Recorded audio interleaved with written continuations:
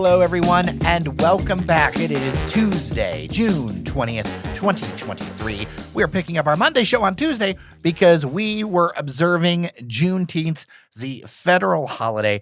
Such an important thing to do. And Fletcher Sharpe, so good to see you. Yeah, likewise. It's good to be back. It's nice that it was finally recognized as a federal holiday. And I know some people it doesn't mean much except for another day off. So it's a win for everybody. Yeah, I mean, and hopefully if you get that time off at your job, it's something to reflect and to learn and get your brain a little bit bigger and maybe do some community service or whatever. But, to me, that was a day of service and of reflection, something that hopefully we can carry through us throughout the year, right? Yeah, hopefully this can be the wind of change beneath our wings, which you can quote me on that and trademark it too. All right, we've got some stories to talk about. First, a story around Metro Detroit and Michigan, and then, of course, the sports, because we've got the NBA draft coming with the Detroit Pistons, the USFL, the Michigan Panthers somehow have a playoff berth, and we're going to get into that. Detroit City FC is looking a little bit better lately. So let's start with the news. The first thing I want to get your thoughts on is that state officials are saying that there is a huge problem with speeding, and so they're going to be doing a crackdown across the state through Sunday, June 25th. They say on freeways like I-94 and other M roads, people are going 25, 30 miles an hour over the speed limit, and that the problems are getting even worse since the pandemic, crashes, fatalities, things like that. And so, number one, I wanted to tell everybody that action is out there from Michigan State Police and local officials. Two, I have noticed this. I have noticed that it's almost like the traffic pushes you faster, that even if you're going 5 or 10 over, people are on your bumper like something else, man. We've all driven down 94 once or twice in our life. But I've noticed a few times, especially of late, you'll be in the left lane, which is the faster lane. And of course, I'll be going maybe 5, 10 or so over just because, left lane, faster lane, speed of traffic. And there'll be some directly on my bumper. And I'm like, hey, man, where are you going to go? And then they go right around you, look at you angrily. And then they hit 140 going right down. And it's where are you going? And also, I'm not one to tattletale, but where are the police for this? You're going way too fast. Way too fast. And I understand maybe going a bit faster for pace of traffic, which is, for those who don't know, is if you're in a group of cars, there's a large group of cars, and everyone is going a certain speed limit. If you start going drastically under that speed limit, you then become the problem for people who could get hurt. So I understand maybe going a bit faster for pace of traffic, but when you're hitting 100 miles per hour, by yourself, why? Did you leave your stove on or something? If that's the case, I don't know what, but there's really no excuse for it unless someone's pregnant. If someone's pregnant in your car, you really should not be going that fast. Just the other day, I was driving down 94, and there's that left merge from the Lodge into 94. And it's a real mess over there. I really hope they clean it up somehow, because left merges just do not work with the way people drive nowadays. I'm going through there, and this car comes from my right. I'm in the middle, I'm in the regular traffic lane, right? Comes from the right, goes all the way over, dodges into the left merge lane to get around the high-speed traffic to go even faster, right? So it was going 90 in the fast lane in 94 through downtown Detroit. And then this car was going even faster, dodged all the way across the traffic into the merge lane and just squeezed by that car and the wall. And I've seen stuff like that more than I even care to admit. It is intense out there. And ever since the pandemic, it's everybody's got a lead foot. And I get it. People, you always go a little bit faster. They're focusing their efforts on 94, I think, for a reason. But it's this thing where you just are stunned at the speed of things that go. Now, I'll admit, I am not the fastest driver. I am a 5 over kind of person. But it's also when you've got the cars on your bumper, you end up going faster because it's a wall of speeding all the way up. And I feel the issue is that the police are dealing with this issue of culture, and especially with things like 94, that freeway, it's going to be widened soon, but that freeway was designed in an era where cars went a lot slower. It's just a different road, Yeah, I understand that we need cars to get places and A to B and everything, but I wish people would treat them more a transportation and less supersonic death machines. Because they don't realize yeah, we can go from here to, and I get it, you can go fast, go whatever, your car can do 0 to 60 in 0.2 seconds, but also you have to realize that if you lose control, that thing's going into somebody. Or like if you like the story you described with you, where like the guy weaved around. Yeah, he got through, but what if he didn't? Like those are the situations where like I'm driving and like if I can, I might pull over and just put my head down for a second. Because like the next thing I don't want to hear is that horrible, nasty crunch up ahead. As someone who's witnessed a car crash of a car trying to speed around somebody, it's horrific and like it sticks with you. And thankfully, I was not able to look at the carnage as we went by it because I think I might have never driven a car ever again. The ones that really grind my gears are the guys who like weave in between traffic consistently, like left, right, left, right. And it's like, yeah, you got by one person, luckily. Shouldn't have done it, but I understand maybe once. But to then do it 7 times in 10 seconds, are you okay? Are you trying to tell us all something by doing this? I was taught to drive like speed limit the best you can. If there's a pace of traffic thing, maybe go with the pace of traffic, but always be safe. But always drive like you're not the only person on the road. So many people speed around like they're playing Grand Theft Auto in like real life and don't understand that there's no one up or something. I wonder if that's like partially true. Like, I wonder if some people are taking that video game driving. The other side of it is, and I've noticed this, and maybe this is just me, and I would love to hear from listeners, dailydetroit@gmail.com. Electric cars, and I've driven them and I enjoy them, but they definitely have a whole lot more acceleration off the gate. They are definitely fun, but like the acceleration of electric car can give you a lot of sense that you can do things that maybe you can, maybe you can't.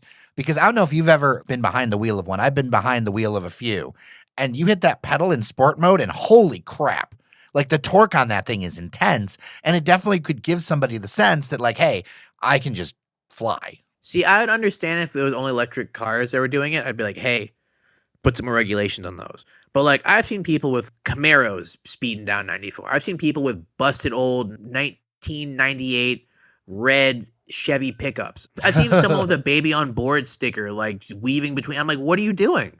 Isn't baby on board? Like what?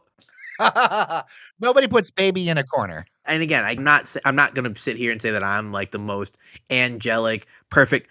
Like I've had a few moments where I've gone a bit faster than I probably should have. And like those are moments where like, when I get to where I get, I'm like, that's never happening again. Like I can count on my fingers how many times I've gone over 30 miles per hour on any of the freeways. And like, it's probably like 3 or 4. And like one of them, I definitely got a ticket that I very much deserved. And while I'm not out here again being a tattletale saying I want everyone to get like it becomes an issue of like, yes, you're alive and yes, you're okay. And yes, you might have got through this one moment. But the flip side is like the Las Vegas Raiders former receiver, Henry Ruggles, was going like 180 miles per hour down a freeway, hit someone else's car, and like they died on impact. He was intoxicated, which makes it worse.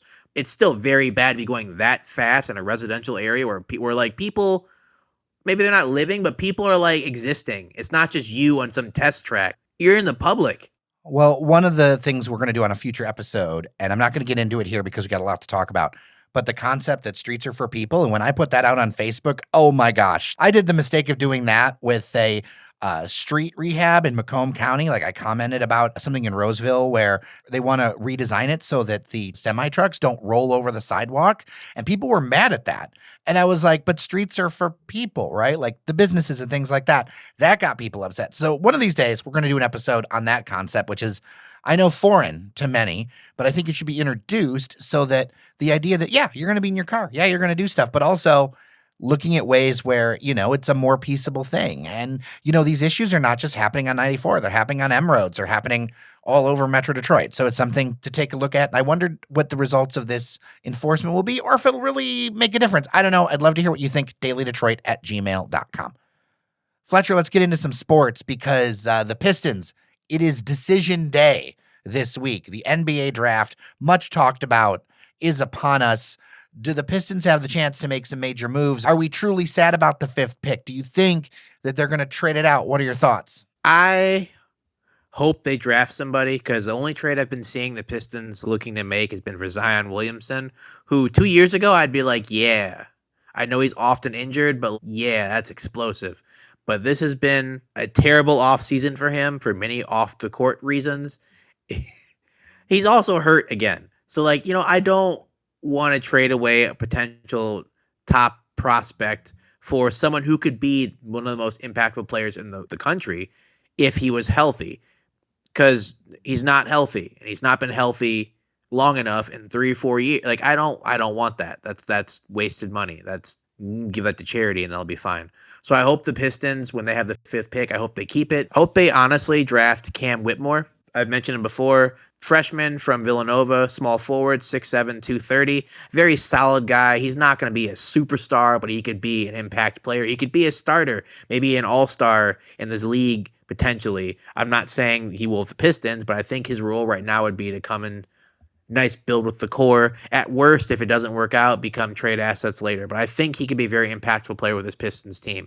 If they don't get him, they could get the other Thompson brother, not Amon Thompson, who'd probably be going to Houston, but Oscar Thompson, who is 6'7", 220, shooting guard from Overtime Elite. I don't really like people come from Overtime Elite. I can't think of a player who played in Overtime Elite who's actually come out to be well so far in the NBA, but there's still a chance. Obviously, it's a developing program. But I think another guard would be helpful. When Cade went down last year, scoring from the backcourt was an issue because Jaden Ivey had to do a lot more than he should have been doing. So getting him someone who can score the ball will really help allow him to be more of a facilitator, be more of a rim attacker, let him focus on getting his jump shot where he needs to get. A lot of people want Taylor Hendricks, who's a 6'9" power forward center. I don't think he's a bad player, but I think taking kids who go 1 year at a really small school that high, especially when you're taking him at a position where you need them to do something for you, puts a lot of risk on the player. And like, there are some kids who've turned out really well, but there are also some who haven't, and a lot more have not than have. I do think 1 pick in the 2nd round, I think would be a great pick for the Pistons to have. They already have a player just like it, but James Nanji, 6'10", 240 center from Nigeria. He's built just like Jalen Duren. Athletic pogo stick, got good length. He's kind of raw offensive, but that's okay because Jalen Duren will still get you 10, 12 points just off rebounds and putbacks or catching lobs, and that's all you really want. So to have another center just like that to grow with Jalen Duren, I think, is perfect. I'm someone who wants all my players to be kind of archetypes. Like, you want a point guard who can score and pass. You want a forward who can score and pass. You want a guard who can defend and score a little bit. For me, I want my centers, the big rebounding guys, to be athletic guys who can get up and down the court, who can defend, who don't need to worry about scoring. Like, they can score if they need to off of rebounds and putbacks, but you will not be the focal point of the offense, and you have to be okay with that. I think with Jalen Duren and a player like James Nanji, it'd be perfect. You have 2 athletic, young, big men who can get the boards, run up the court, score off putbacks, score off dunks, offensive rebounds, get the ball back to get extra shots, and then run back and then play some defense. Like, I love players like that. So if they could get someone like that in the 2nd round, it'd be perfect. Considering he's expected to go like late 2nd round, and the Pistons have the 1st pick of the 2nd round, they could shock some people and take him early. I think at worst, if it doesn't work out in the 2nd round, you can let him go, and it really won't be much of a fault. But I think the upside is way bigger than the risk there. So yeah, I'd like Cam Whitmore in the 1st round, James Nanji in the 2nd round, if I had a perfect draft. So you don't sound despondent at all about not getting the 1st pick and Victor Wembanyama. Like, you seem kind of upbeat about this. Like, you seem confident. Victor Wembanyama he's a unicorn. He's 6'2", 210 center who can do a lot. He needs to be in an environment where, like, he is the guy where the team is built around him and he can thrive. And Detroit, he would be one of the guys, but the team is Cade's team right now. It's not anyone else's team but Cade's team. And maybe Jalen Duren and Jaden Ivey's. Maybe those 2. But right now, it's one of those 3 players' teams. So he would be coming in to be part of the bunch. In San Antonio, he would be the guy. And also going to San Antonio, where like they have a big history, even if Popovich is not there anymore, a big history of developing international players and developing players who come there tall and heralded, but like need some help. David Robinson, Tim Duncan, Manu Ginobili, Tony Parker. Boris Diaw wasn't a star, but he was a multiple winner. Him going there, he'd be a much better player than coming to Detroit. Not to say that he wouldn't be a good player in Detroit, but like they need someone who can help the team, in a different role. The Pistons already have their power forward and center. I love hearing this positivity from you, Fletcher. I feel like there's a sea change. I feel like something's different. Like you had a good day. With this, I'm very much a realist. So like, while it might sound like positivity, it's being real with it. Yeah, Wembanyama will probably be a really great player. I don't think he'll be the best center in the world, but I think he'll be a really, really good player in the NBA. But I think with the Pistons, it won't be that great of a fit. So yeah, I think he's best to go to San Antonio. I think the Pistons should take a player who, slots in better, someone like Cam Whitmore, especially because Pistons traded away Sadiq Bey this season to Atlanta Hawks. And while Sadiq was having a down year, he definitely filled a role as, a defending small forward who can also shoot threes and, make some tough shots. That's Cam Whitmore's game. They're the same height, similar weight, similar type of style. I'm pretty sure they went to the same college as well. I'll take the gritty guy for the gritty city. Definitely. Like, that's a perfect fit for Detroit. Hopefully that's what they do and they don't mess it up and do something that, will make me be sad the following Monday. Yeah, we will sort it all out on that following Monday. USFL, Michigan Panthers. All right, I'm just going to say this right out the bat. And I don't want to take anything away because a playoff berth is a playoff berth. And look, coming back in that half in that last game, super solid. I love to see it. But this USFL, you've got one division that all of the teams are better than the other division, the top of the other division. And it just is a weird thing. You got 3 teams in Michigan Panthers division that have 4-6 records, and to make the playoffs with a 4-6 record, I mean, I'll take it, and it's going to be in Canton next weekend. I'll take the W, but it also, I'm looking at this going, USFL going forward, I feel like it should just be like one conference or something. It just feels weird, It's not even the fact that it's like they went 4-6. The division did and played some good ball. Like, I watched half ththose games. They all went 4-6 and played some atrocious ball. It's not a good look for your league when half the teams in your playoff bubble are under 500. But like you said, Detroit clawed back. At the beginning of the game, I said it's a slim chance they make the playoffs. Someone corrected me like, well, they win and they're in. It's like, at this point, at 9 games, won 3 times, won 0 games at home. So I think the numbers are against them. And for the first half of that game, the numbers were definitely against them. They looked like they were just out there to do what they could and just have a good time before the season ended. And the stadium filled with booze, reminiscent of, the winless Detroit Lions season. And then I don't know what was said at halftime, but they came out really ready to go. They came out, they got a blocked punt that led to a touchdown. Defense kind of started locking some stuff down after that. The quarterback, E.J. Perry, who went to Brown, started playing like someone who went to, USC, showed that he wants to be the starting quarterback going in, which is great. Led them to a few scoring drives. And at the end of the game, the defense stood tall, forced some really good 3-and-outs.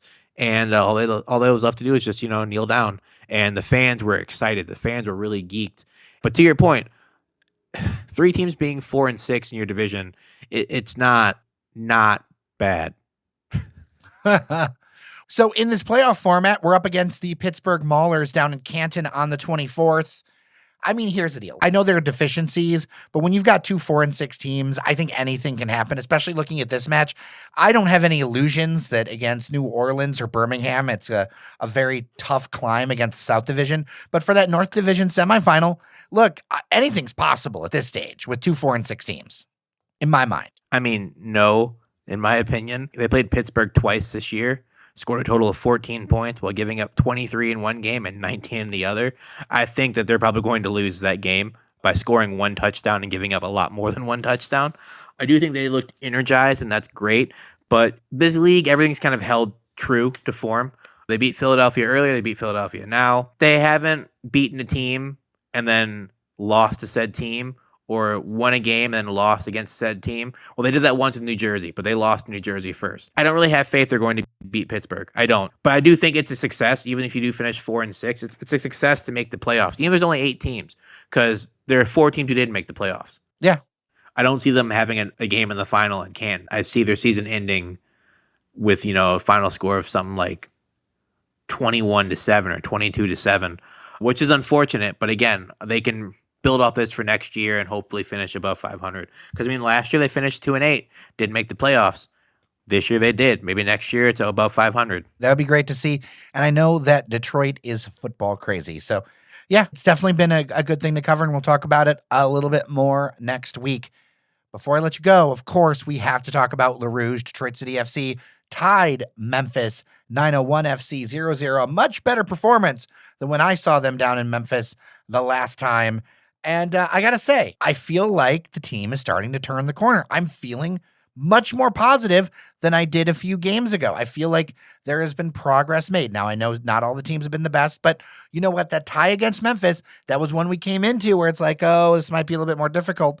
Look, a tie on the road, 1 point on the road against a team that's much farther up than you in the standings, I'll take that as a plus. I mean, it's not all end all be all, but I feel like things are improving. Yeah, I threw down the gauntlet last episode where I told Ben Morris if he does not score a goal or two against Hartford, or at least one against Hartford and one against Memphis, like it might be time for him to go to the bench. Ben heard me and put in a man of the match performance against Hartford, 2 goals and an assist and a 3-1 victory, which then allowed them to feel more confident. And against Memphis, while they did not score a goal, Skage and Ben looked way more dangerous and way more engaged offensively, which made Memphis have to curtail their attack to a degree. Like, yes, they pushed up to try to get a goal, but as a result, they got countered. And what happened earlier in the year when Detroit tried to counter people, it's like, well, your offense is terrible. We don't care about that. We're going to keep pressing you anyways because we know they're going to miss. You can press you all we want to press. Your guy gets a 1-on-1, 2-on-1 with our keeper. You're going to miss. We don't care about that, which is the way Trevor James likes to play. He likes to absorb pressure and then counterattack. But if you have an offense that actually is present and shows like they can be there, people have to respect your counter, because if they don't, they saw what happened last week. They get scored on 3 times. You don't want that to happen to you, so you got to actually step back and, take an extra few steps and allow them some grace in terms of how you're going to cover somebody. And it showed very much. And while they didn't score, they looked great in terms of the connectivity play. Obviously, you would have liked for them to get a few goals. They played hard. They played a hard 90 minutes, and if I were one of those players, I'd be very proud. Someone who surprised me in the second game, Brett Levis. I'll come out and say this right now. I didn't know that much about him. I knew he played in the Canadian Premier League. I know he played in the MLS a little bit. I didn't know he was that tricky of a player. He came on, and it's like, I don't know if his wife or girlfriend was watching, but he came on and was like, I'm taking everybody's ankles. I'm dribbling through everybody. All the skill moves, little back heels, I was stunned. I was like, this man's out here trying to impress somebody. I was like, all right. I like this energy from him. So yeah, to see that happening is great, because if he comes on and starts playing well, it'll allow for Reese Williams or for O'Neal Fisher to be able to take a bit of a break. If Dario can get it going off the bench, maybe he can add a little bit of extra attack, which, will hopefully round everything out. Another player who's been playing well is Dom Gasso, who's had to step up since Tommy McCabe got traded. It's nice to see him actually step up and play well, which means you can count on him, which at 19 is great, because if you can count on a 19-year-old now, they can grow into the system and be there for quite, you don't expect him to stay till he's 30. But if he were to stay till he was 30, you have someone built into your system who can play well and get a lot of experience. So it's great. And also, if he plays well enough, some team might want to be like, oh, a 19-year-old is playing well, we'll buy him off you. And then you get a nice big cash windfall and you buy some players with that. So it's, big ecosystem in developing young players into being starters and who can potentially go on to be even better players. Oh, 100%. I'm looking at the schedule ahead. You've got Orange County next weekend. You've got FC Tulsa. You got New Mexico United, and then Loudoun. And I'm looking at this going, I don't expect to win all these matches, but we are right on that playoff bubble. As we're recording this, we're actually just out of the playoffs behind Loudoun. To me, I look at that July 12th match and we need to hold stuff together, but we need to win Loudoun, because we're in that fight with them down there for getting into the playoffs. I think that July 12th match is a important one for us to win. Yeah, Orange County's scary. They have Milan Ilovsky, who was a leading goal scorer last year. He's not scoring at the same rate, but Orange County's playing better because he actually has help offensively. So that worries me, because he's really, really good, and he's really, really quick. And if you forget about him for a second, he'll find himself in your box tapping a ball past your keeper. That worries me a little bit. FC Tulsa, that's a winnable game to me. They have retooled a few things. They have Philip Goodrum, which is nice for them, I guess. But they look a bit worse shape-wise. So to go there and drill them at home would be a nice thing to do to avenge last year's loss to them there. The game against Loudoun, that one's going to matter. And Loudoun, who I was very hot on early, they were kind of streaking towards up. They kind of streaked back towards down. Now they're kind of very much in the middle. A player that I was excited to see that I won't be able to see anymore because they traded him away is Panos Armanakis, who they traded him to Phoenix, who we'll get to see later when Detroit goes to Phoenix. They got rid of a few players. I don't know exactly why, but I think maybe money, to bring in some money to do some other things. They still have Zach Ryan, who's a force up top. So you got to be careful of that. But I think against Orange County, if they can contain Olofsky in the wing and take care of the middle and counter when they need to counter, I think they can walk out of here with a 2-0 victory at Keyworth, which would be great because they could use a few shutout victories at home. They need some points. I'm focused on that FC Tulsa game, absolutely, because they're just behind us. I look at it and go, whatever we do against those Western opponents or Louisville, I'm hoping for the best To me, I think it's crucial that we win out Indy, we win out FC Tulsa, and that we win out Loudoun. That way, when it's the head-to-head, because it's going to be a dogfight in that 7, 8, 9 spot this year, I think that's just what we're looking at. We need to get every head-to-head match that we can, because these points are going to be even Steven all the way through, I think, for the rest of the season. You don't have the two team to, get a little reprieve and score 6, 7 goals against for goal differential. Like everything's very much locked into place. So one of those little cheeky games where you happen to turn it off for the last 10 seconds, as Detroit did a few times last year, and you end up drawing or losing a game you should have, won or drawn. Those matter much more this year than last year. We got 3 teams with 16 points right now. Legion's got 19, and Tulsa's got 13. Like, it's real jammed up at that bottom of the table. I'm glad they stopped doing that thing earlier where they were like making one mistake and then losing games as a result. Like, I'm glad they stopped doing that because it's very frustrating to watch. I think it probably had some conversations happen. Still a few moments, like the game against Hartford, where the goal they scored was a kerfuffle that just should not have happened. Former DCFC player Antoine Hopeno was left alone in the box after someone got clattered into, and everyone just kind of stopped. Like, okay, well, what's going to happen next? He tapped the ball home. You want to avoid those against bad teams because against good teams, they will exploit them to the nth degree. And while Orange County is not the best team in the world, they have one of the best players in the league. So again, they keep him under control. Milan Ilovsky, 2-0 win at home. Love to see it. Love to see it.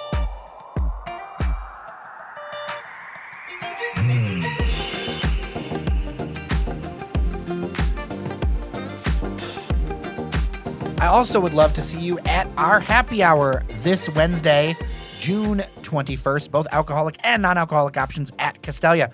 Fletcher, are you excited? Yeah. I mean, I've not been to Castalia before, but I've heard great things about it. So I'm excited to, get there, have a beverage or two, and look at all the gorgeousness that is Midtown Detroit. 100%. Would love to see you out there, 5 to 8 p.m. I will put a link in the show notes. Fletcher Sharpe, so good to talk with you, man. Yeah, thanks for having me on. Yeah. All right. As always, feedback, dailydetroit@gmail.com. Thank you so much for listening. Remember that you are somebody, and we'll see you around Detroit.